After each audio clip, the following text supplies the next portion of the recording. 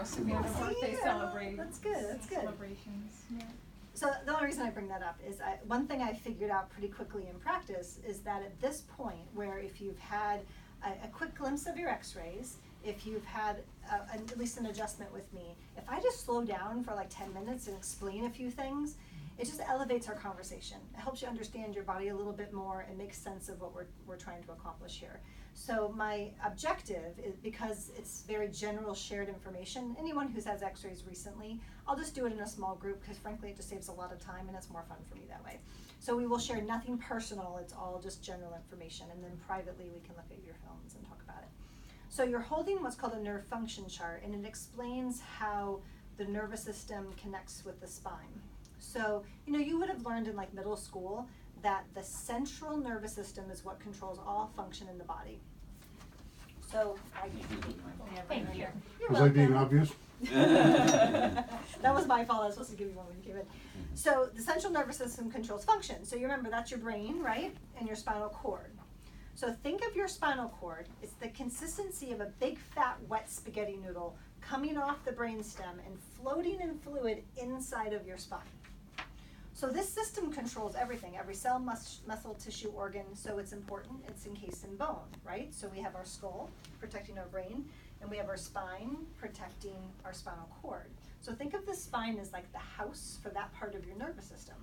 And what happens is the spine was designed to be nice and straight and strong, and then from the side to have these smooth flowing curves. And the curves are important because it's theorized that we have to live in gravity, right? So gravity pushes down on us. An arc is the strongest structure in nature. So when we have these arcs, we can withstand gravity. Our spine can live our lives better without creating stress on your nervous system. So what happens is life will create changes in our spine. So think about it. You were born being able to realign your spine. Of course we were. I was a gymnast. I did crazy things. I'd stop and I would realign, right? You can sit and listen and talk to me, and then you stand up and somehow you realigned yourself, right? We realign all the time. Sometimes you may even find if you stand up, you feel like a little pop in your back. You're just realigning. It's great. What happens though is there's a threshold that maybe our body can't realign. So either a force is too great, like a rear end collision at 60 miles an hour. Our body isn't necessarily designed to recover from that. So maybe it will change the shape of our spine. Or we have the fourth child on the hip, right? Or we have 20 years of carrying the lumbar on the left shoulder, or we have 10 years of putting our head forward at a computer. And we start to see the spine adapt to what we're doing in our lifestyles. So my job is to go in and find out where the spine has stopped moving properly and where it's not aligned properly. And the whole objective with adjusting you is to help your body overall have less stress on the nervous system, right? Because these little nerves are just coming off that cord and going to the body, and they're coming out in between the bones of the spine. So they're going to the intestines, they're going to the lungs, they're going to the ears. So when I adjust you, it does help the whole body. But here's where it gets funny. So this is a true story. I have permission to tell it. It's about Joe the mechanic, and I'm not kidding, his name is Joe and he's a mechanic. And if you were imagine like a very stereotypical Joe mechanic, he's not going to a doctor, like no way, no how. So for about 15 years, he had a back issue. His back would go out 2, 3, 4 times a year, and he would be in pain, and he would deal with it. He'd just go to work, and eventually, a couple weeks later, the pain would start to go away. If it was really bad, he'd take like an Advil or something, right? So his neighbor, who was patient, kept saying to him, you know, my chiropractor could probably help you. And he's like, oh, I'm fine. My body always gets over it, you know. So as you can imagine, 15 years goes by. There's a day where he can't go to work. Like it's bad enough where his body's just done, right? So she capitalizes on the moment. She gets him to agree to come in. She calls for him. She actually says, please tell Dr. Jenny to just not look or act like a doctor. I'm like, okay. So I come into this room. He can't even sit. He's standing there like this, and he just looks at me and says, can you just pop this back in place? I got to get to work. And I'm like, okay. Can we at least evaluate, properly see what's going on? He's like, okay. Fast forward. I'm in front of x-rays, clear as day. His spine is like, it's kinked right where it hurts. And I had maybe the most brilliant moment of my career. I'm like, okay, Joe, here's the deal. Let's just say, looking at the x-ray, let's just say this is your car.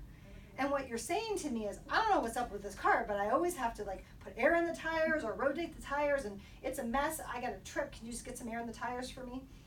And I'm a good mechanic, and I said, well, give me a minute. Let me look at the car. So I'm looking at the whole car.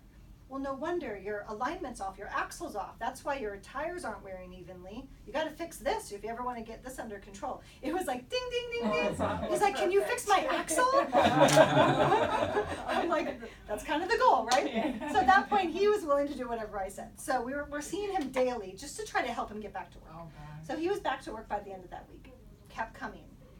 By the end of the second week, he was fully out of pain. Kept coming. By the end of the third week, he said to me, Doc, it's a miracle. You cured my heartburn. I'm like, you have heartburn? He's like, not anymore. I'm like, okay, I didn't know you had heartburn. But I totally understood it clinically. Where his spine had so much stress was the nerves to the stomach and the esophagus. So it wasn't a miracle. It was just awesome. His body was going back to better function, and for him, it meant no heartburn. What a huge bonus, right? And to this day, he has no heartburn.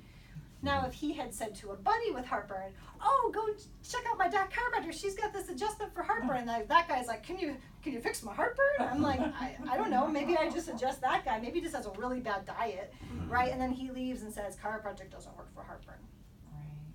It's not the way to look at it. I don't have adjustments for different symptoms or conditions. It's not a treatment. What it does is, my objective is to help your body maximize nerve flow and function. So when I look at an x-ray, again, this is no one here, this is just examples. And this is the neck. So that nice forward arc, this is the jaw, the person's looking towards me. This could be the low back, right? So this is normal, phase 1, phase 2, phase 3. So we're looking at that nice arc. 3 things I want you to pay attention to on an x-ray. The overall alignment, and to show you ideal, I would draw the blue line. The bones themselves should be nice and square like you see here, and then the space in between the bones where the disc goes. Think of a disc as like a jelly donut. We don't see it on x-ray because it's not bone, but you can see the nice thick space where the disc would go. So phase 1, we lose the alignment. And for the most part, it's just change shape. We still see the disc, we still see square bone. Phase 2, we can see spacing get less, so we know the discs themselves are degenerating, and we can see the spine changing shape. So now we're seeing pointiness. Do you see that? Alignment's overall not as lined up. This tells me it's been longer. So 5 to 10 years, 10 to 20 years, right? Phase 3, the body's doing a really good job of trying to fuse itself together to stay stable because it's been so locked up. Now we're talking over 30 years. So this guy was kind of interesting. He came to me and he had concerns of headaches, asthma, and allergies. And he was doing fine pharmaceutically. He just didn't want to be on drugs his whole life. So he wanted to know if there was anything structural in his spine that I thought could be attributing to his problems. So it's not like I look at that and say, ooh, asthma. It doesn't work that way. I can give some clinical correlations. So for example, when I see the upper neck is really straight, I know people are more prone to headaches. But he also could be eating hot dogs every day and be allergic to nitrates for all I know, right? But I know that structurally, when your neck is that straight, there's stress not only on your nervous system, but on your circulatory system. So I knew that getting a curve back in his neck would serve him well. It would be important for him. I also know lung supply starts from the lower neck, so sure. So this is what was interesting. We wanted to do some nice work to restore curve. So when we're at that stage of care, I'll see someone as much as 2 or 3 times a week. So I saw him 3 times a week for a while, and it paid off because after a month the headaches did go away. So now he's in. That was important to him. 3 months into care, he told me he hadn't used his puffer in 2 months. That was a big deal. So to this day, he has no more asthma symptoms. It took us better part of half a year to help him regain his arc, but he did. And his allergies never changed at all. So nothing that we could do for that. But what happened in the course of getting to know him was he was driving to Cambridge and back every day, he still does, and he was at a computer all day long. So you can imagine part of the work was helping him figure out the best way to sit in his car, in his car seat, and making sure that his work site was as ergonomic as possible, and stretches he could do when he first got to work, and things. So you have to counteract your lifestyle with good movement exercises. So that was part of his care. But I tell you, what he loves about chiropractic now is it keeps those symptoms away, the asthma and the headaches, but he also just has more energy. He feels better at the end of the day. So now chiropractic for him is just a wellness strategy. So if you notice when you come in, most people are just kind of happy they're here, families are here. It's, you know, it's not like a big crisis center, because people tap into how amazing chiropractic can be once your spine gets as healthy as it can, and then you just get tune-ups. So for him, because of his crazy lifestyle, I see him every Monday morning, and that's just part of his strategy. It's affordable, it's something he can put into his life. No more medications, no more doctor visits, and he's been able to maintain a curve even though he's at a computer like crazy. So once we get to here, biggest difference was she noticed with her care she could turn again. She could like see down the driveway when she looked. She couldn't understand at first why she would have arthritis but not have pain in her neck. And I explained, we have areas of arthritis. Your heart could be very arthritic. You could be a day away from a heart attack, right? And not have symptoms. We don't always have symptoms when our spine is unhealthy that we can feel, because we don't have pain sensors on all our nerves. Thank goodness, we'd be in pain all the time, right? So certain nerves, like say the heart, doesn't have many pain sensors. So what happened with her was not only did she notice her range of motion come back, but her little morning headaches went away and her energy went up, and we stopped the arthritis where it was. Now she's been seeing me every other week for a long time, like 6-7 years. So we took a new film about 6 years in just to see where her neck was. Not only was her arthritis stopped, but we had actually regained about 6 degrees of her arc over time. So the body can reverse, it's very cool. Here, different story. This is the same picture as here. And you know, once we get to that stage, you can have a lot of neurological signs. So for her, she was getting tingling and numb all the way down to her hand, to the point where she was dropping things, couldn't open jars. We found out she had a C5 herniation. The nerve was basically crushed. So that's the nerve that goes neck, shoulders, hands, arms, also the heart and lungs. She had a heart problem no one could explain. Basically, this whole nerve network was just frazzled. She was told surgery was her best option, so she came to me as a last chance resort and was willing to take the time to figure it out. And I don't always keep people from surgery when they're that bad, but we did just very gentle work over, it was like 6 months, she got her feeling back, so it was really good. If I adjust her about every 2 weeks, she feels fine. Past about 14 days, she starts to get tingly. So it wasn't like we corrected it all, but we kept it stable. It still looks about the same, but in the last, it's been maybe 10 years now, it hasn't gotten any worse. But I never have to, I don't want to have to find someone at that end stage, right? Because we can maintain a healthy spine. Like I was telling you guys earlier, if our spine was on our face, we'd probably take better care of it. Of course. Right? So we're almost done. How's her heart? How is her heart? She's off one of the medications. She's Okay. still on one medication. Okay. She was told, wow, your heart's working better. We wonder why. I always Interesting. forget that part. Thank you for asking. Sure. You guys okay with something slightly gross but fascinating? Well, he'll love it. So. I did hideous. Okay, so this Look is, at my sweetheart. so this part, this part's just the x-ray, but again, it's the side of the neck. It could be the low back. I want you to notice how this area is where the arthritis is. So see the nice thick spacing, and then see how it gets thin, and notice how the nerves, or I'm sorry, how the bones are change shape, they're not square anymore. So where we call the subluxation or the misalignment is C5, or this bone is pushed back. So if you look in relationship to here and here, do you see how that one is slipped back? So it's no longer moving, it's locked in that position. And C5 is where most of this motion comes from, so it's usually the first place we'll see arthritis in the neck, either from rear end collisions or a lot of forward head work. But this is the same person on the inside. Crazy. So to orient you, the x-ray shows the actual bone is white. This is the actual bone now. Do you see that? The darker part is the bone. This is the disc, the bone, the disc. Here's the back part of the spine. So this is the brain. It's a sagittal view. Coming off the brainstem, remember I said big fat wet spaghetti noodle? Floating inside the spine, and where the spine is subluxated back, there's, in this case, actual pressure directly on the cord. That can't be good. No, because think about it, that's our lifeline. That's how our brain and body Kind of connects. kink in a hose there, yeah. Yeah, and you know, it's not even as simple as that nerve goes there so you crush it. It's even bigger than that. This is the flow of life. So the nerves that even have to get to the low back have to get through here first to get to the low back. So everything's affected by everything. Even this newer research done by this Dr. Heidi Havoc in New Zealand shows that adjusting, for example, the C1, the brainstem, will actually increase the strength of the piriformis muscle. So it's connecting everything, it's kind of like poof, all the nerves go everywhere. But some of the cases, it's a direct line of communication. This nerve goes down your arm, you get tingling and numbness. But keeping our nervous system working is really important. We don't even know fully how this works. You know, we were taught electrical signals in school. It was disproven. September of 2014. It's closer to a sound wave. They pass through each other. And our lack of understanding the complexity of the nervous system is why people who are paralyzed, we haven't figured out how to just make them walk. Because the nervous system is way more complex than we as scientists even understand.